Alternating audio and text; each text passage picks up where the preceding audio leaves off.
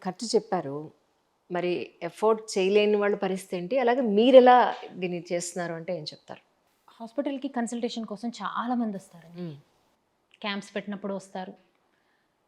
నార్మల్‌గా walk-in patients కూడా వస్తారు. వీళ్ళలో తర్వాత ఫాలోఅప్‌కి వచ్చే పేషెంట్స్ 10% ఉంటారు. అంతే. అంతే. అబ్బా! సో, ఎందుకు 90% కన్వర్షన్ అవ్వడం లేదు? ఇంతమంది అవసరం ఉండే వచ్చారు కదా హాస్పిటల్‌కి. కదా! మరి ఎందుకు తర్వాత కంటిన్యూ చేయలేకపోతున్నారని కూర్చొని ఆలోచించాను నేను. హ్మ్. ఆలోచిస్తే 2 రీజన్స్ కనిపించాయి.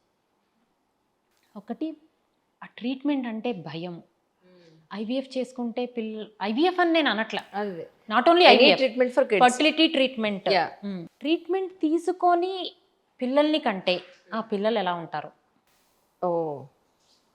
ఓహ్! న్యాచురల్‌గా ఆర్టిఫిషియల్ వే అవ్వాలి కదా! కదా! కరెక్ట్. న్యాచురల్‌గా కరెక్ట్. అవ్వాలి కదా! సో, అయితారులే అని ఇంట్లో పెద్దవాళ్ళు చెప్పడం. ఓకే. 5 సంవత్సరాలే కదా అయింది. మా అమ్మకి 10 అప్పుడెప్పుడో సంవత్సరాలకి పుట్టారు. అయింది. అదే. అదే. ఆ సాలి పడింది ఆ! అని అదే. చెప్పడము. రెండోది ఆర్థిక భారం. హ్మ్. సో, మన సామాజిక వర్గాన్ని 3 రకాలుగా మనం విభజించొచ్చండి. ధనిక, మధ్యతరగతి, పేద ప్రజలు. Absolutely correct.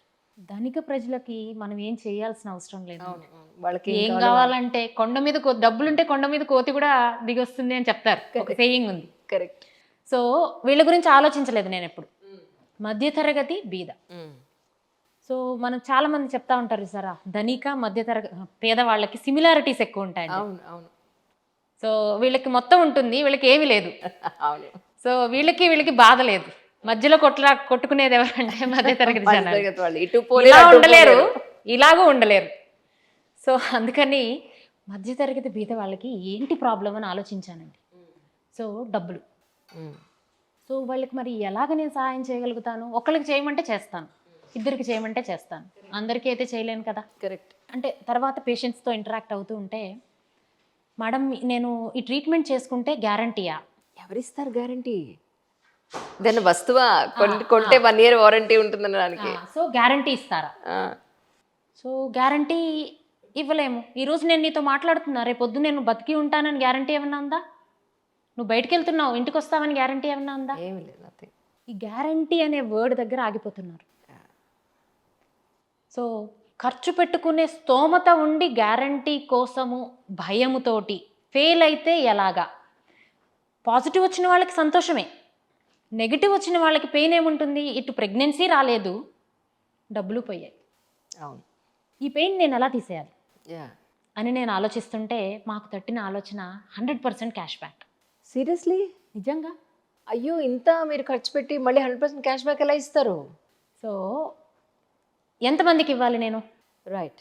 Okay. 80% success rate, right. 70% success rate. హ్మ్. 70 మంది అయితే సంతోషంగా డబ్బులు కడుతున్నారు. రైట్. 30 మంది కూడా కట్టారు. హ్మ్. కానీ వాళ్ళ భయం ఏంటి? ఫెయిల్ అయితే నీ డబ్బులు నీకు వెనకాలకు వచ్చేస్తాయంటే నువ్వు ముందుకెళ్తావా? యెస్. ఆ భరోసాతోటి 10% ఈ 30 మందిలో 10% ముందుకు తీసుకెళ్ళగలిగానండి. ఓకే. రైట్. సో, ఇలాగ ఇట్స్ నేను ఎ గుడ్ పాయింట్.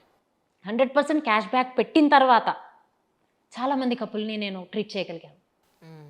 చాలా తక్కువ మందికి నేను వాపస్ ఇవ్వడం 1, 2 కేసులు. అదే. 100లో 1, 2 కేసులుంటాయి. ఆ 1, 2 కేసులకు భయపడి నేను 99 మందికి ట్రీట్ చేయకపోతే అవును. వాళ్ళు బెనిఫిట్ అవుతున్నారు కదా! కరెక్ట్. సో, గ్రేట్ అలాగా పాయింట్ రియల్లీ. 100% క్యాష్ బ్యాక్ ఆఫర్‌ని నేను రన్ చేశాను. అన్నింటికన్నా మేజర్ పాయింట్ ఇక్కడ ఏంటి అనంటే ట్రాన్స్‌పరెన్సీ. 100%. Trust worthy.